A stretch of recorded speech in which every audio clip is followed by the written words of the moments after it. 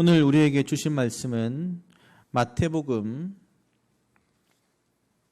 5장 9절 말씀입니다. 마태복음 5장 9절 한 절인데요.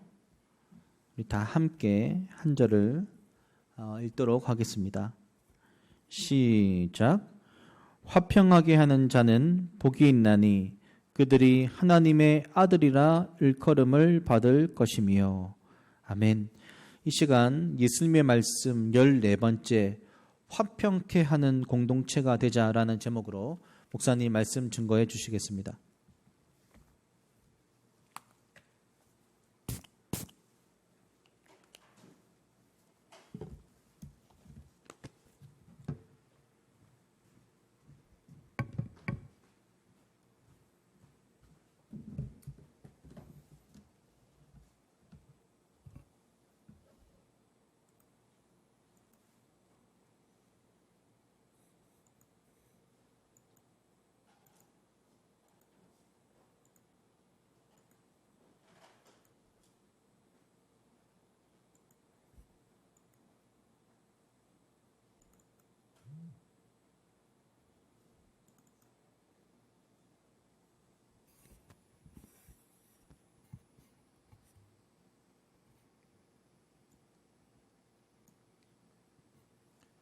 여러분 반갑습니다.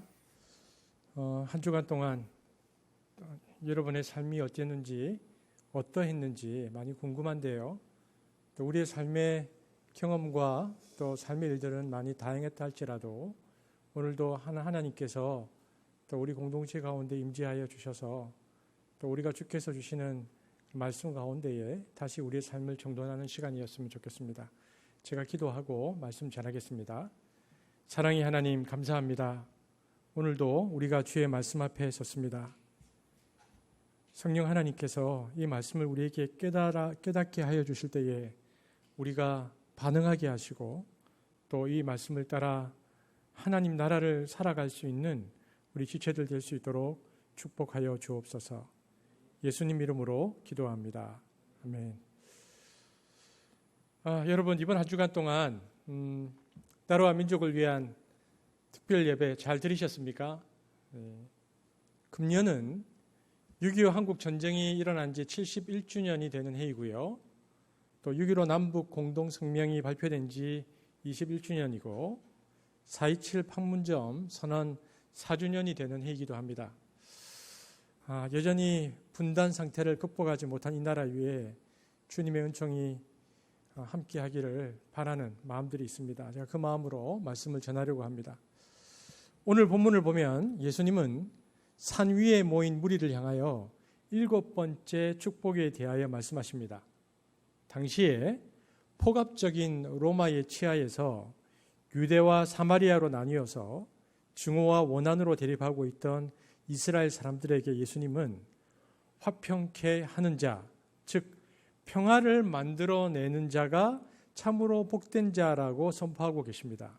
그래서 화평케 하는 자라는 영어 성경에 보면 peacemaker라고 되어 있습니다.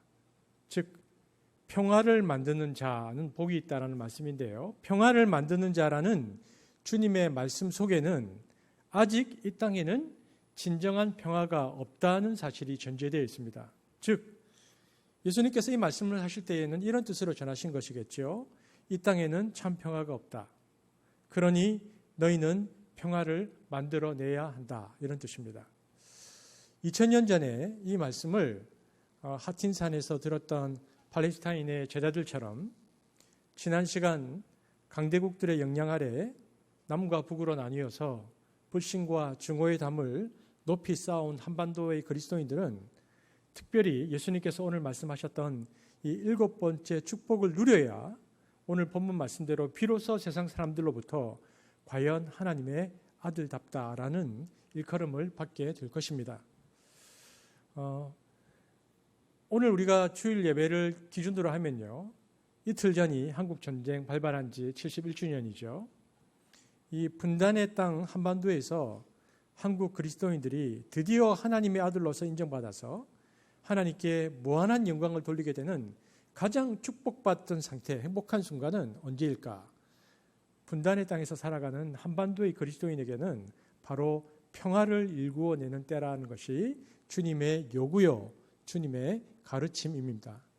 그래서 오늘은 예수님께서 말씀하셨던 이 화평케 하는 자, 평화를 만들어내는 자, 이 평화가 2000년 기독교 역사에 있어서 어떻게 적용되었는지를 역사적으로 살펴보고 이 분단의 땅에서 살고 있는 우리가 평화에 대해서는 어떤 자세를 취해야 하고 또 우리가 어떻게 적용하고 살아야 하는지에 대해서 살펴보려고 합니다.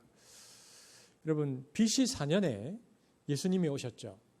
그리고 AD 30년에 예수님께서 죽으시고 부활하시고 승천하셨습니다. 그러니까 예수님 승천 이후에 콘스탄틴 황제가 AD 325년에 기독교를 공인하는데요. 이 기간, 이 300년의 기간을 뭐라고 부르느냐 하면은 초대교회라고 부릅니다. 이때는 아직 교황체제가 완성되기 전입니다. 교황체제는 중세의 로마 제국 하에서 완성이 되죠. 대신 이때는 교황이 없었기 때문에 누가 교회 리더였는가? 처음에는 사도들이었겠죠. 그 다음에는 누굴까요? 사도들의 제자 누구입니까? 속사도들. 그리고 속사도들의 제자는 누구입니까? 교부들. 그리고 그 이후에는요, 각 교회의 지도자들이 교회를 이끌어 갔습니다. 300년 동안. 그렇다면 이 300년의 기간 동안 이때는 예수의 평화, 특별히 샬롬의 정신을 그들은 어떻게 실천하고 있었는가 우리가 한번 살펴보려고 하는데요. 초대교회는 철저히 비폭력주의를 실천했습니다. 그러니까 이 입장은 뭐냐면요. 절대로 칼을 들지 않겠다. 예수님께서 말씀하셨던 평화를 실천하기 위해서 우리는 절대 칼을 들지 않겠다라는 입장입니다. 이들은 그래서 예수 그리스도를 나의 구주로 영접한 이후에는요. 철저히 칼을 멀리했습니다. 그래서 초대교회의 크리스찬들은요. 로마 군대에 지원하지 않았습니다. 그들은 용병으로 지원하지 않았죠. 그래서 초대교회 당시에 헬라 교부 신학자 중에 알렉산드리아 합파의 오리겐이라는 분이 있는데요. 오리겐의 기록을 보면 당시 사람들의 생각들을 잘 반영해주고 있는데 오리겐은 이렇게 말했습니다. 영토 보호를 위한 로마의 무장투쟁에 그리스도인들이 가담하는 것은 생각할 수도 없는 일이다. 그러니까 이 당시 크리스찬들이 가졌던 의식들을 이 글에서 읽을 수 있죠.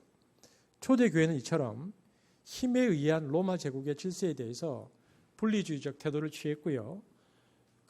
대신 그들의 모든 관심은 오직 교회 공동체의 비폭력 평화주의 노선을 견지하는 데 집중되었습니다. 이것을 뭐라고 부르느냐? 이것을 평화주의라고 부릅니다. 오늘날에도 평화운동을 하는 기독교인들이 대부분 이 입장을 취합니다. 여러분, 어떤 교파에서는 집총을 거부하죠. 또 어떤 사람은 집총을 거부하는데 군대는 갑니다. 여러분, 핵소고지라는 영화 보셨습니까? 핵소고지라는 영화를 보면은 비폭력주의자인 안식일 교인이 2차 세계대전 때 집총을 거부하고 의무병으로 가서 75명의 생명을 구한 전쟁 실화를 다룬 내용이 그 영화에 나옵니다. 이런 식으로 절대로 우리는 총칼을 들지 않겠다. 이런 평화주의적 노선을 취하는 초대교회의 기독교 전통이 있었습니다. 우리가 이 평화주의적 노선을 이야기할 때에 초대교회 역사 중에서 우리가 관심을 가지고 살펴봐야 할 것은요. AD 70년 로마에 의해서 예루살렘이 함락당할 때입니다. 오늘 우리는 이것을 중심으로 당시 초대교회 사람들이 가졌던 평화주의 노선에 대한 입장을 좀 정론하려고 하는데 여러분 예루살렘이 함락당할 때 AD 70년에 예수님께서 부활 승천하시고 40년 뒤죠. 여러분 그때 예루살렘에 있던 유대인들은요. 열심당과 동조해서 무장투쟁에 들어가잖아요. 그리고 어떻게 됩니까? 로마와 싸워서 모두 다 몰살당합니다. 당시 죽은 유대인의 숫자가 110만입니다. 여러분 AD 68년에서 AD 70년 2년 동안의 로마와의 전쟁에서 110만이 죽습니다. 그러니까 유대민족은 멸족당한 것입니다. 고대에 이런 잔혹한 전쟁은 없었습니다.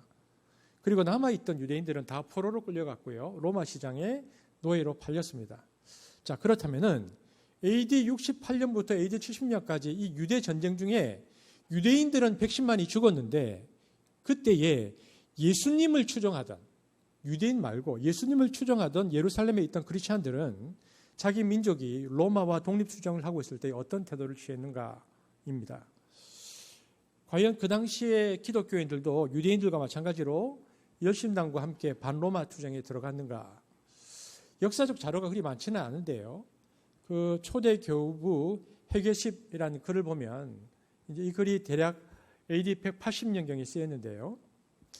유대 전쟁 기간 중에, 그러니까 AD 70년 기간 중에 예루살렘의 감독은 누구냐 하면 클로파스의 아들 시몬이었다 되어 있습니다. 근데 클로파스의 아들 시몬이 누구냐 하면 여러분, 예루살렘의 초대 감독이 누굽니까? 초대 리더가 누굽니까? 야고보죠. 야고보가 처형당하고 순교당합니다. 야고보가 죽은 다음에 야고보가 순교당한 다음에 예수의 친척이었는데 클로파스의 아들 시몬이 그가 야고보를 이어서 예루살렘 교회의 수장이 됩니다. 그런데 그가 수장이 되고 나서 그 로마와의 전쟁이 일어나잖아요. 그런데 예루살렘 교회 기독교인들은 그 당시에 유대인들과 다른 입장을 취했습니다. 그들은 예수님의 말씀을 기억했습니다. 마태복음 24장에 보면은 예수님이 감람산 강화에서 이렇게 말씀하셨거든요. 가증한 것이 거룩한 곳에 선 것을 보거든 도망가라. 이 말씀을 그들은 기억했습니다. 이것은 종말의 시작이라는 예수님의 말씀을 기억하고요. AD 68년에서 70년 로마 군대에 의해서 예루살렘 성전이 멸망되기 직전에 초대교회 지도자들은 예루살렘을 떠나기로 결정합니다. 그래서 AD 70년 그 유대 민족들과 로마의 전쟁 때 예루살렘에는 기독교인이 한 사람도 없었습니다. 그들은 모두 예루살렘을 떠납니다. 이 사람들이 어디로 피난했냐면 지도에 보면요. 요단 동편 여기 펠라라는 곳으로 피난하였습니다. 그들은 이곳으로 옮겨갔는데 지금 요르단 지역입니다. 당시 이 펠라로 왜 갔냐면 이 펠라가 비유대인 도시였고요.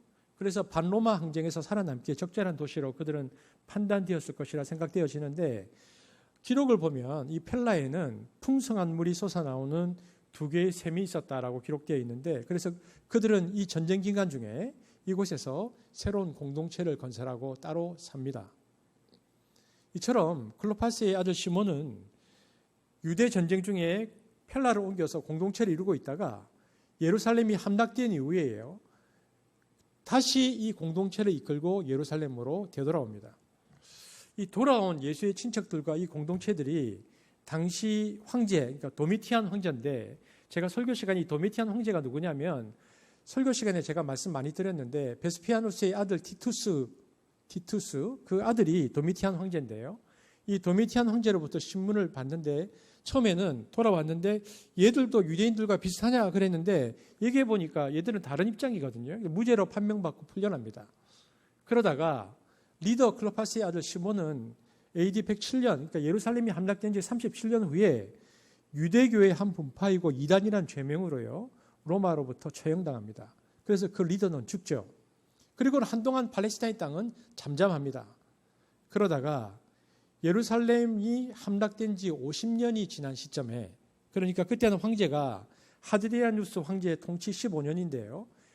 AD 132년 그러니까 AD 70년에 로마 예루살렘이 함락되었는데 50년 뒤 AD 132년에 바르코바라는 인물을 중심으로 팔레스타인 유대인의 로마에 대한 새로운 무장투쟁이 일어납니다. 바르코바라는 사람이 리더로 부상하는데요. 그래서 이 사람이 로마와의 전쟁에서 초기 전투에서 승리합니다. 그런데 바르코바를 따르는 유대인들만 그러면 당시에 로마와 다시 전쟁을 벌였느냐. 흥미로운 사실은요. 이때까지 유대 기독교인들처럼 반로마 전쟁에 참여하지 않던 유대의 한 분파가 또 있었습니다. 그들이 누구인가? 그들이 쿰란 공동체였습니다. 이 사람들은 예루살렘 동쪽 광야로 나가서 자기들끼리 모여 살면서 오실 메시아를 기다리면서 신앙생활을 하면서 매우 성결하게 살면서 게토 공동체를 형성하고 살았는데 여러분 쿰란 공동체를 연구해 보면 이 사람들에게는 빛과 어둠의 전쟁을 준비하는 영적 전쟁이라는 신학이 그들에게 있었습니다. 그래서 이들은 마지막 빛과 어둠의 전쟁에서 우리는 빛의 자녀가 되어서 싸워야 된다는 생각을 했는데 그래서 1947년에 발굴된 쿰란 공동체에서 보면요. 그 구약 성경 두루마리와 칼이 동시에 도자기 속에서 같이 나옵니다. 그러니까 그들은 칼도 갖고 있었고 두루마리도 가지고 있었다는 것입니다. 이 사람들은 어떤 생각을 했었냐면 제일 처음에 AD 70년에 로마와 전쟁을 이룰 때에 열심당 지도자들을 보면서 저 사람은 메시아가 아니다라고 생각했습니다. 예수도 메시아가 아니다라고 그들은 생각했죠. 그리고는 장고 끝에 악수를 둔다고 그들이 그렇게 버티다가 바르코바를 메시아라고 생각하고는 그들이 전쟁에 참여합니다. 그래서 이 사람들이 칼 들고 나옵니다. 전쟁에 참여하는데요. 그랬다가 이 사람들이 다 몰살돼서 죽습니다. 그러니까 여러분, 이 사람들이 기드온파가 칼 들고 한번 나오면 무섭습니다. 그냥 나오는 거죠. 그러면은 바르코바의 제2차 대로마 항쟁 당시에 그때 다시 돌아왔던 예루살렘에 있던 기독교인들은 어떤 입장을 취했을 것 같습니까? 이들은 여전히 비폭력 평화주의 노선을 견지했습니다. 그러자 바르코바가 이들을 어떻게 보았을까요?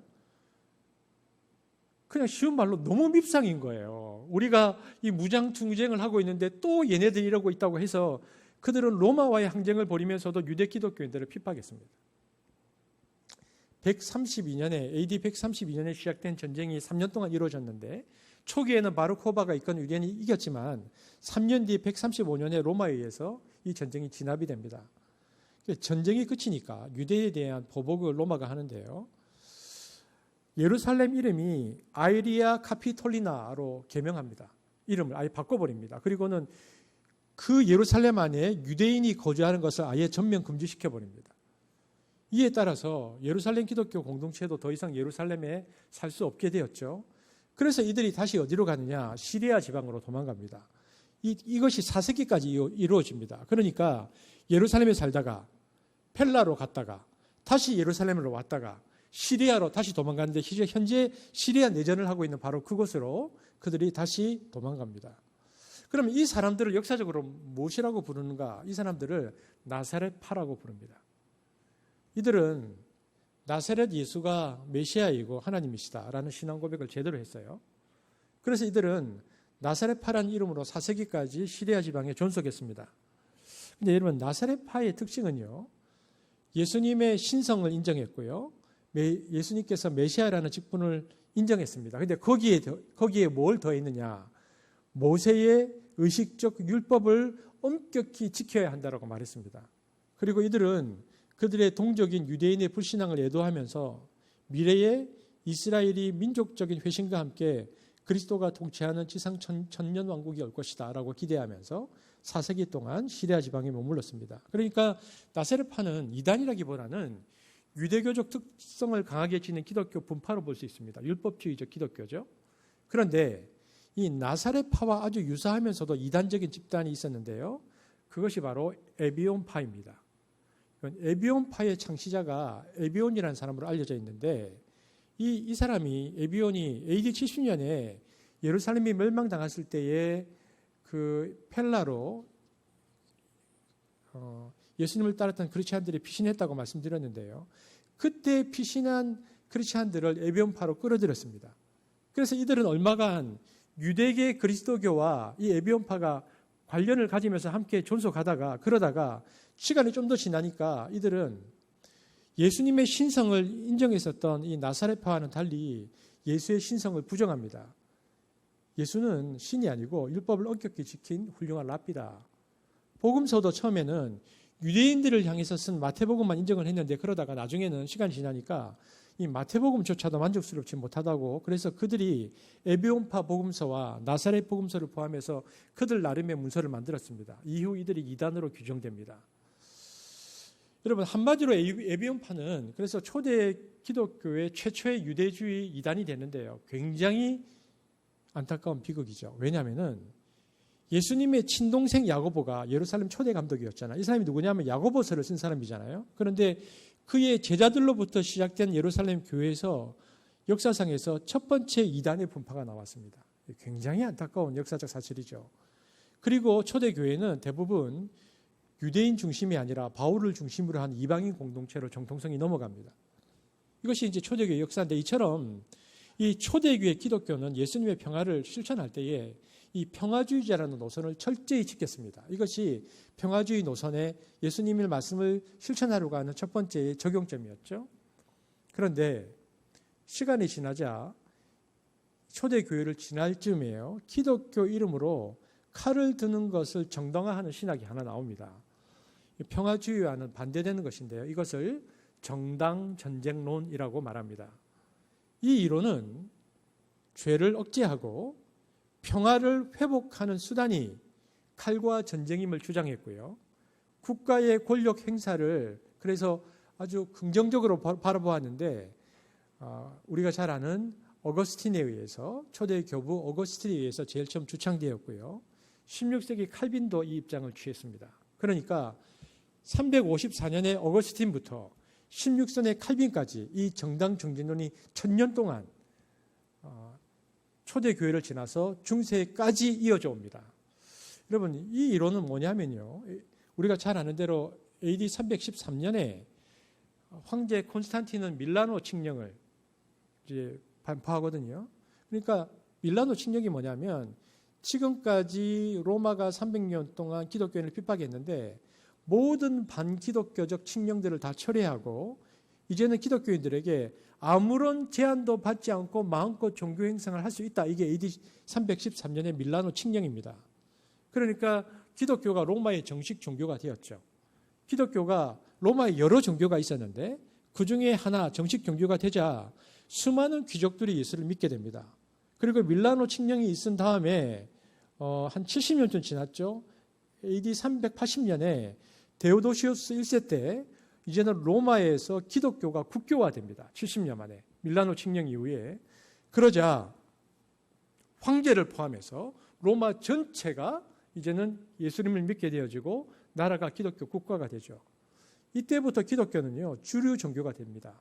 지배자들의 종교가 되는데 이 사람들이 국가의 고위 관리이고요. 이 당시에 예수를 믿었던 사람들이 황제를 포함해서 고위 관리이고 황제이기 때문에 그들은 국가를 책임져야 할 위치에 있었던 사람들이 이제는 기독교를 받아들인 것입니다.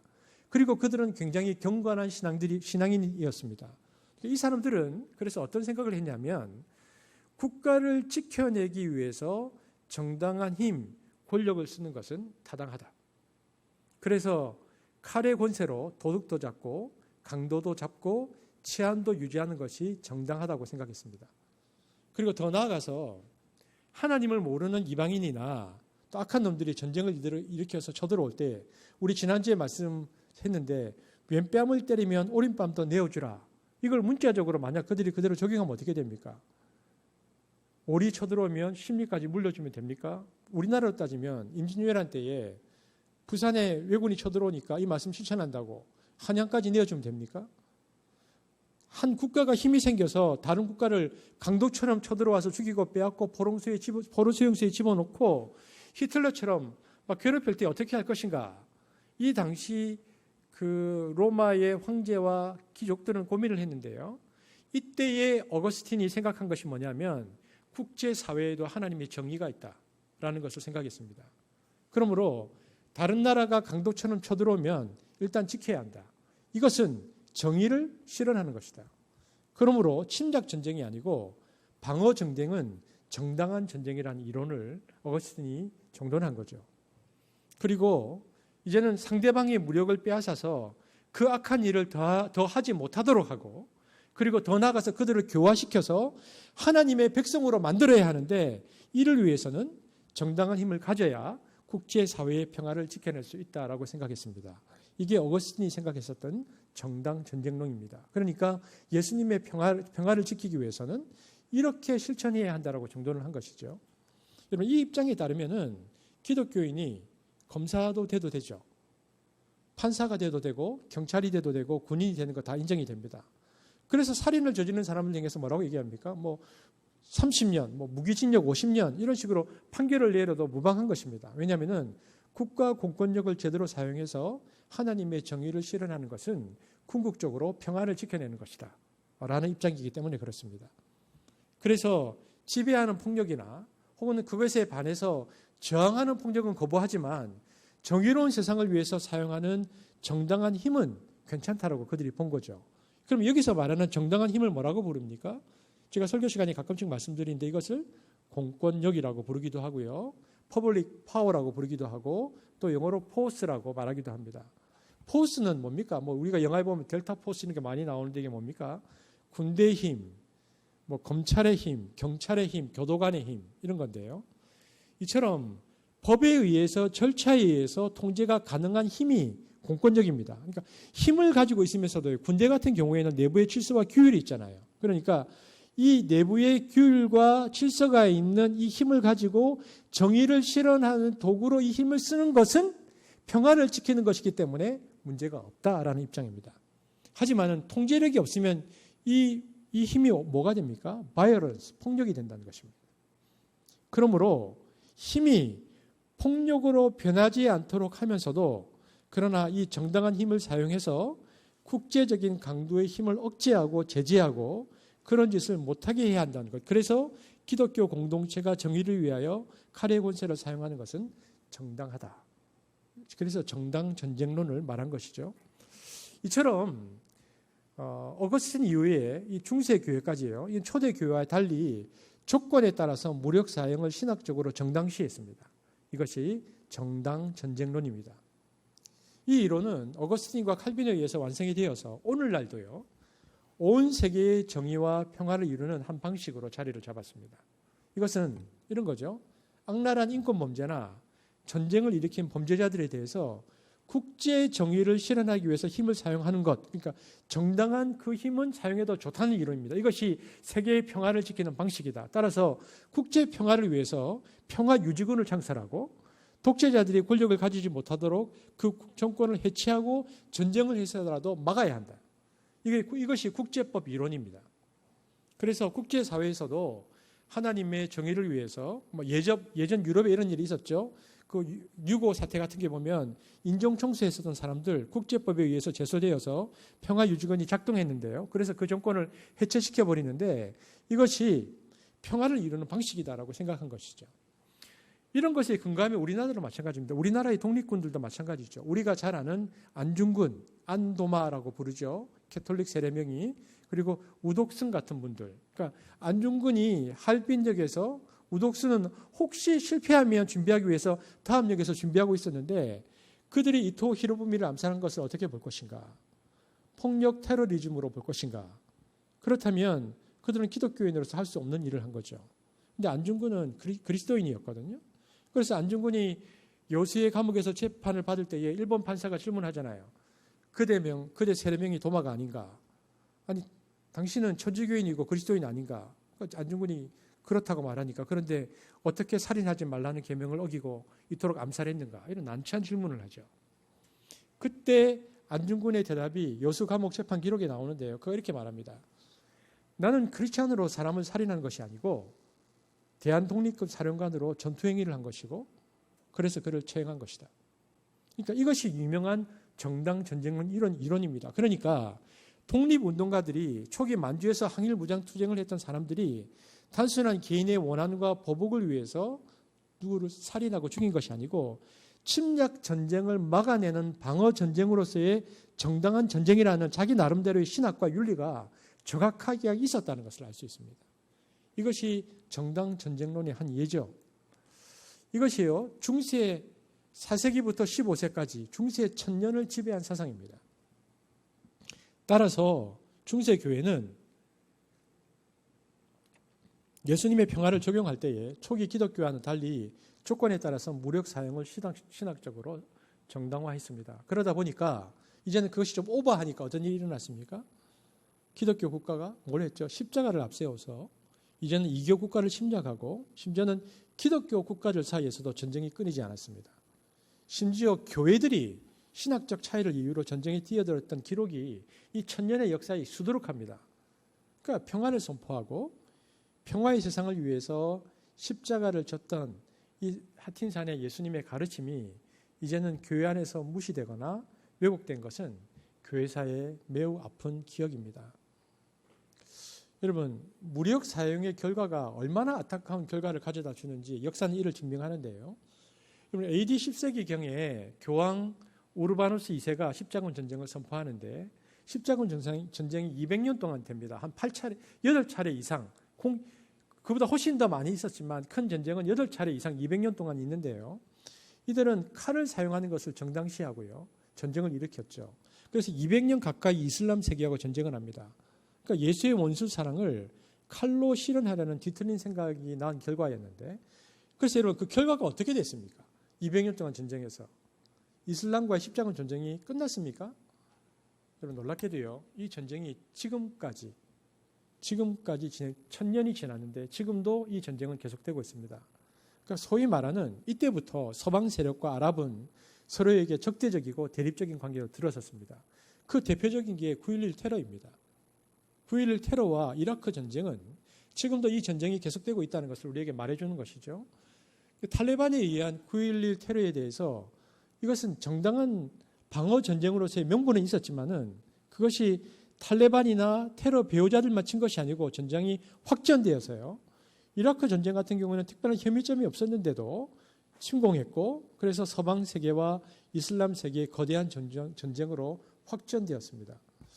제가 이번 주에도 보니까 지금 이라크에서 지금 핵 문제로 또 좀 시끄럽던데요. 그 이후로 우리는 그래서 인류 역사상 지금 두 번째 십자군 전쟁을 치르고 있다고 보면 됩니다. 우리가 살고 있는 이 21세기가 1000년이 지나고 20세기에 이르러서도 우리는 또다시 이슬람 세계와의 전쟁을 하고 있는데 그러니까 예수님의 이 평화를 칼로 적용하려고 했었던 이것은요. 이 십자군 전쟁이 지금까지 끝나지 않는 것을 보면 이것이 문제가 있다는 것을 알 수 있습니다. 그래서 지금은 이제 언제 테러가 터질지 몰라서 늘 불안한 가운데 불신, 의심, 증오, 폭력으로 꽉 차 있는 게 중동 사회입니다. 너무 불안해서 못 사는 거죠. 항상 신경을 곤두세우고 살아야 하는 일상생활이라는 것이 정상적인 사고를 가로막거든요. 불안정한 평화 속에서 산다는 것이 얼마나 어려운 일인지 모릅니다. 여러분 1000년이 넘도록 이 전쟁은 계속되고 있습니다. 그렇다면 이 1000년 동안 평화를 이루려고 하는 시도가 없었는가? 있었습니다.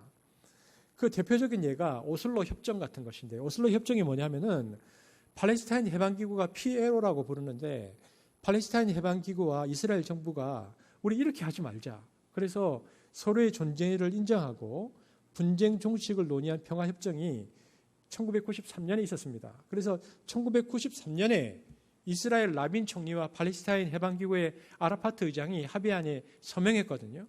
이때 라빈 총리가 굉장히 철학적인 얘기를 했습니다. 라빈 총리가 어떤 얘기를 했냐면 우리가 지금 이 영구의 평화를 만들지 못하면 우리는 끊임없이 증오하면서 이스라엘 사회 전체가 도덕적 붕괴를 겪을 것이다. 삶의 질이 떨어진 사회, 아주 피곤한 사회가 되어서 결국 우리 사회 전체의 정신 건강을 악화시켜 우리를 붕괴시킬 것이다. 그가 굉장히 놀라운 철학적 통찰을 했죠. 그래서 그가 그 두 사람이 중동 평화의 역사적 계기를 마련했는데 어떻게 됐습니까?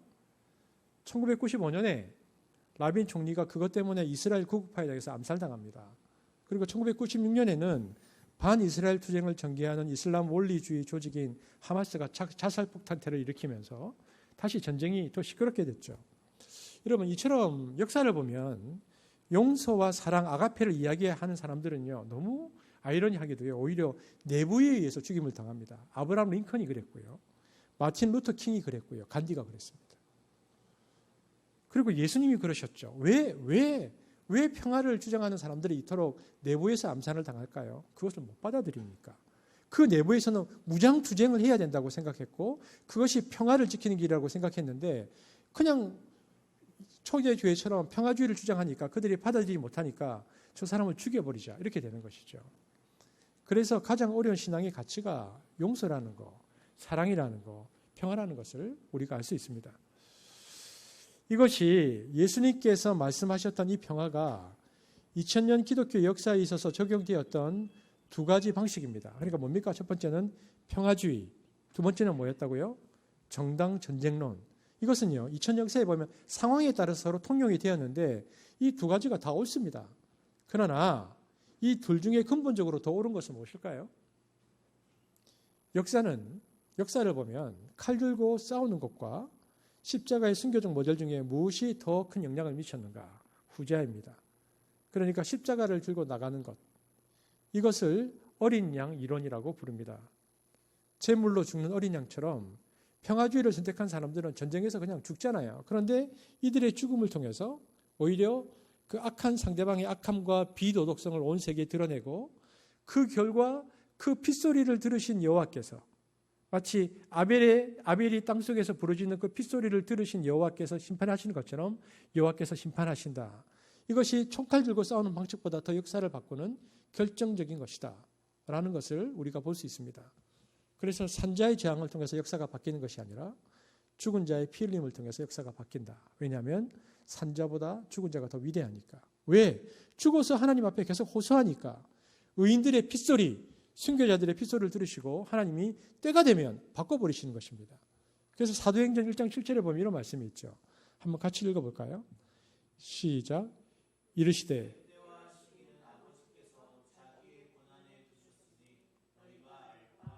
예수님께서 부활 승천하실 때에 제자들이 진짜 궁금해했던 것은 그래도 예수님 우리가 이 로마의 압제에서부터 언제 해방됩니까? 라고 얘기했을 때 예수님께서 주셨던 말씀이거든요. 그러니까 뭐냐면 때가 되면 악한 자의 악을 물리치신다. 그것을 믿음으로 너희들은 바라보고 아직 캄캄하고 변화가 일어나지 않은 것 같아도 끊임없이 십자가 반식 순교적 저항을 하면 이것이 이제 울며 씨를 뿌리는 건데 이것이 역사에 하나님의 평화와 또 정의가 실현되는 방식이라는 거죠. 그러니까 십자가의 방식으로만 화해와 평안이 진전된다는 거, 하나님 나라가 임한다는 거, 이것이 기독교의 역사관입니다. 그래서 예수의 원수 사랑의 노래 혹은 평화의 노래는 절대로 칼이라는 악기로 연주될 수 없다. 이것이 역사가 우리에게 말해주고 있는 것이죠. 이처럼 지난 2000년간 기독교는 예수님께서 말씀하신 평화에 대해서 두 가지 전통을 강조해 왔습니다. 첫 번째는 뭐라고요? 여기 보니까 피스키핑, 평화 지킴을 강조하는 것. 이건 뭡니까? 정당 전쟁론입니다. 평화를 지켜야 된다. 두 번째는 뭡니까? 피스메이킹, 화평케 함을 강조하는 평화주의 두 입장을 취했죠. 그런데 앞에 이 정의론, 정당 전쟁론은 국가 폭력에 대해서 맞서는 이 저항 폭력의 정당성을 지지하므로 이게 역사적으로 시민민주주의 혁명을 지지하게 되고요. 국가 저항권 사상이, 국민 저항권 사상이 여기서 나옵니다. 그 결과 유럽 사회가 군주제를 벗어나서 시민민주주의 사회를 형성하게 되는 계기가 됩니다. 반면에 이 평화주의는 19세기에서 20세기까지 이어진 1, 2차 세계대전을 통해서 어떠한 전쟁도 예수의 이름으로 정당화시켜서는 안 된다는 입장을 분명히 알게 되어지죠. 그러나 20세기, 21세기에 들어오면서는 좀 바뀝니다. 그러나 핵무기의 등장 이후에는 이 두 입장이요, 상당 부분 서로 합리하는 방향으로 흘러갑니다. 이 입장을 뭐라고 부르느냐? 이것을 핵평화주의라고 부릅니다.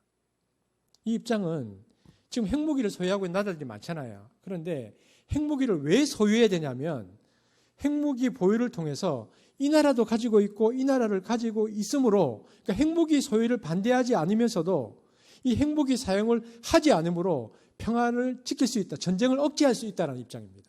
그러니까 핵무기를 가지고 있는 것은 전쟁을 하기 위해서가 아니고 전쟁을 억제하기 위해서 가지고 있다. 그리고 이 핵무기를 보유하는 것은 궁극적으로는 핵무기의 상호 폐기로 나가기 위한 과정적 수단이다. 이걸 현실적 평화주의라고 하는데 그 라이놀드 니버의 초기 입장입니다. 이 입장에는요, 비록 잠정적으로는 핵 보유를 묵인하지만 핵 사용은 절대 해서는 안 된다라고 말합니다. 왜냐하면 핵무기는요, 정당 전쟁론의 도구가 될 수 없다는 겁니다. 왜 핵무기가 정당 전쟁론의 도구가 될 수 없는가? 여러분, 폴 램지와 제임스 터너 존스 같은 현대학자들이 전쟁이 수행되었을 때의 한 국가의 공격 행위가 정당화될 수 있는 전쟁 조건 7가지를 만들었습니다. 이 정당 전쟁론 7가지 이론인데요. 첫 번째, 여기 보면 정당한 원인이 있어야 된다.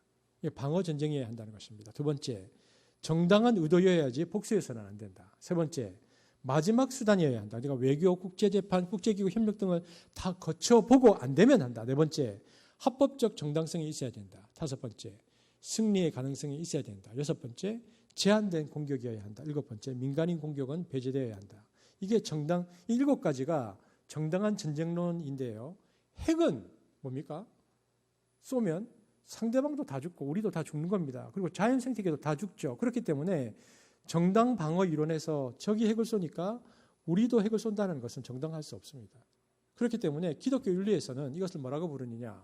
이것을 핵평화주의라고 부릅니다. 핵의 문제에 있어서는 우리는 무조건 모든 핵을 거부한다. 그래서 여러분, 비핵화는요, 기독교인의 기본적인 윤리입니다. 이것이 실현되어야 됩니다. 여러분, 한반도 있잖아요. 즉 북한과 남한만이 아니라 온 세계의 비핵화, 이것이 우리 기독교의 윤리입니다. 따라서 우리 그리스도인들은요, 현 시점에서 북한 핵의 폐기를 위해서 노력해야 됩니다.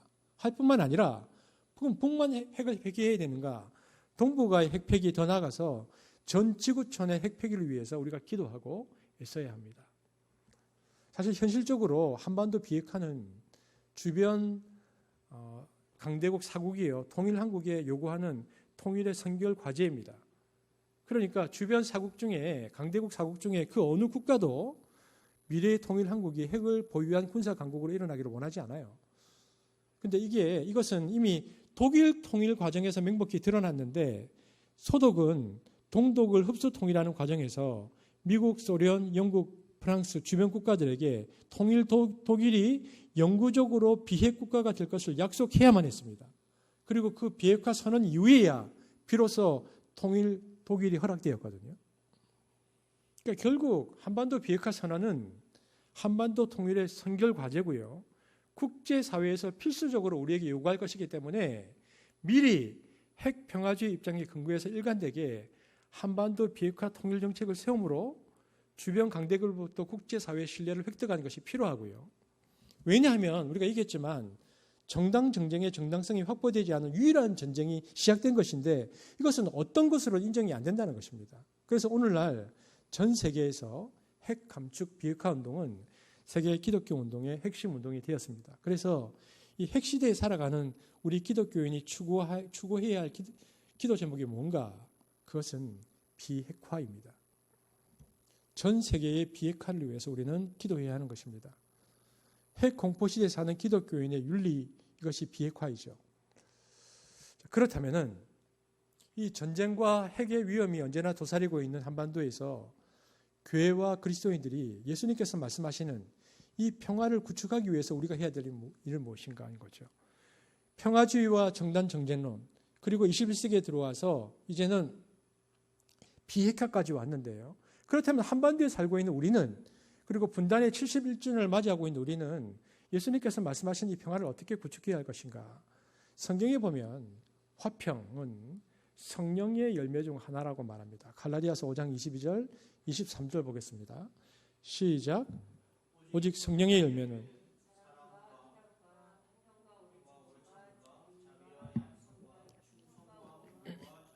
그러므로 이 한반도에 살고 있는 우리 그리스도인이 평화의 사람이 되기 위해서 우리가 가장 먼저 추구해야 할 것은 뭐냐면요, 성령의 충만입니다. 왜냐하면 화평이라는 것은 성령의 열매이기 때문에 그렇죠. 그래서 평화 통일을 이루기 위한 한국 교회의 발걸음의 시작은 영적인 차원에서 시작되는 성령의 화목케 하시는 능력을 받을 때에 비로소 그것이 가능하게 되는 것입니다. 여러분, 에베소서 2장 14절에 이런 말씀이 있죠. 함께 보겠습니다. 예수님인데 그는, 시작, 그는 우리의 화평이신지라 둘로 하나를 만드사 막힌 담을 허시고, 그리고 고린도후서 5장 18절에는요. 함께 보겠습니다. 시작. 그러므로 그리스도인은 죄사함의 은총으로 이 십자가에서의 공로로 하나님과의 화목을 누릴 뿐만 아니라 예수를 통해서 온 평화로 안에는 예수님의 영원한 생명이 풍성하고요, 밖으로는 성령의 은총과 성령의 열매가 흘러나와서 사람들을 만날 때마다 세상의 분열과 고통을 극복하는 이들이 되어야 한다는 것입니다. 여러분, 예수 믿고 성령 받아서 병 고치고 돈 버는 게 중요한 게 아니고 화평케 하는 복이 중요합니다. 한민족을 살리는 복음은 그래서 평화의 복음이어야 합니다. 기복적이고 이기적인 신앙생활을 넘어가야 이 민족을 살릴 수 있는 화평의 직책을 우리가 감당할 수 있습니다. 그러므로 이 민족이 서로 갈라져 불신하고 적대하고 있는 어려운 때에 우리가 더욱더 주님께 구해야 할 영성이 있다면 그것은 평화의 영성입니다. 그리고 평화의 영성은 성령의 화목케 하시는 능력을 받을 때만이 가능합니다. 오늘 본문에 예수님께서 피스메이커, 화평케 하는 자라는 것은요, 성령의 열매인 화평이 가득한 자를 말합니다. 그래서 우리는 성령의 임함을 하나님께 구하는 것이죠. 그래서 한국 그리스도인들과 교회가 이 평화의 영으로 충만해질 때에 비로소 죄와 분열과 증오와 전쟁으로 얼룩진 이 참혹한 땅에 화해와 평화의 싹이 나고 열매가 맺힐 것입니다. 저는 제가 89년도에 군대를 갔거든요. 제가 군대를 갈 때에 제 다음 세대는 군대를 안 갈 것이다 생각을 했었습니다.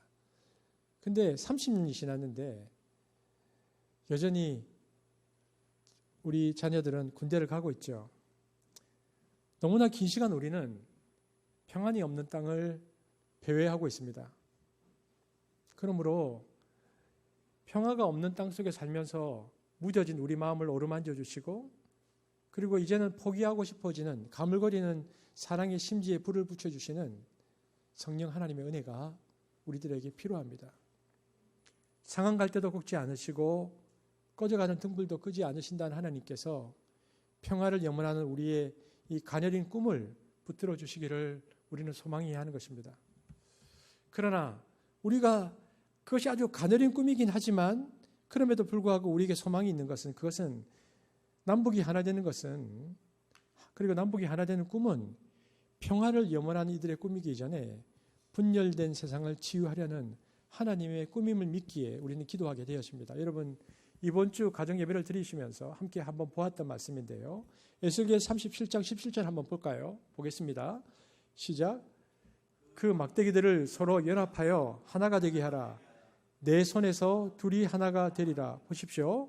하나님께서 에스겔 선지자에게 뭐라고 말씀하셨냐면, 하나님은 내 손에서, 그러니까 선지자의 손에서 둘이 하나가 될 것인데, 이 내 손이 오늘날 곧 교회의 손입니다. 그러니까 교회의 손을 통해서 나누어진 것을 하나 되게 하시겠다고 주님께서 말씀하셨습니다. 하나님께서 말씀하셨습니다.